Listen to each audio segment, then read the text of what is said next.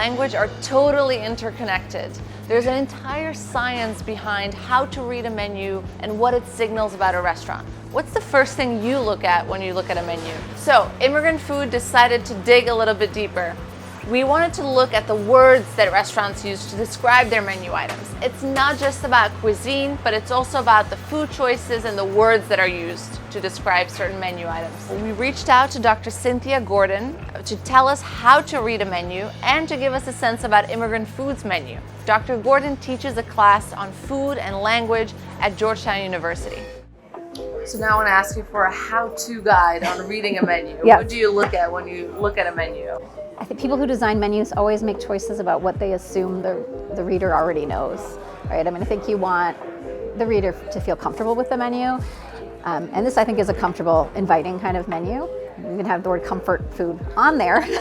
There's also the sense of trying something new. And I think that's something that I see here as well, right? This is not just about coming to a restaurant and getting the same burger you always get.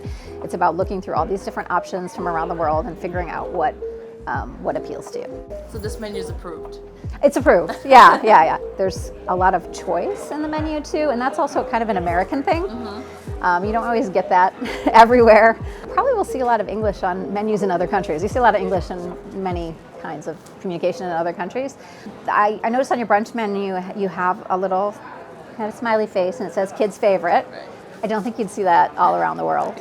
But in American culture there tends to be this like socially accepted belief that there's adult taste and kids' taste for food. This is not like a universal thing. There's a classic study in linguistic anthropology in the 90s where they recorded, researchers recorded Italian families having dinner and American families in the Los Angeles area having dinner.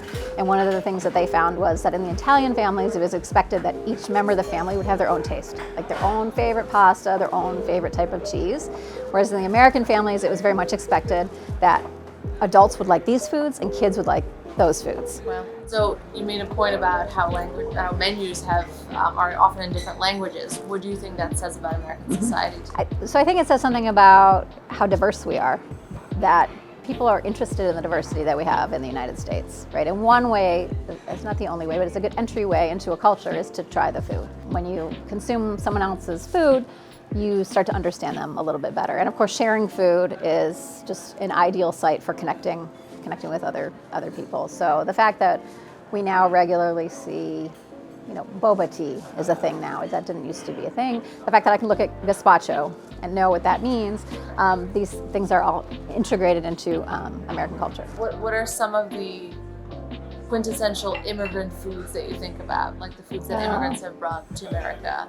That's an interesting question. And there are some that I think many people don't necessarily think of as immigrant foods anymore. Right. But they're all immigrant. Well, almost all of them are immigrant foods. Here in America, we have access to so many diverse foods and flavors. Why? The answer is very simple. Immigrants. People have been coming to America for centuries, bringing their recipes, ingredients, spices, and flavors, and creating something new and different. If you think of some of the American foods like pizza, bagel, tacos, hot dogs, hamburgers, they're really not American. They are brought here by immigrants. To learn more about this, as well as many other immigration-related topics, join us inside the restaurants, follow us on social media @Immigrant Food, and sign up for our newsletter where each week we send you 5 ways that you can make a difference. See you next time.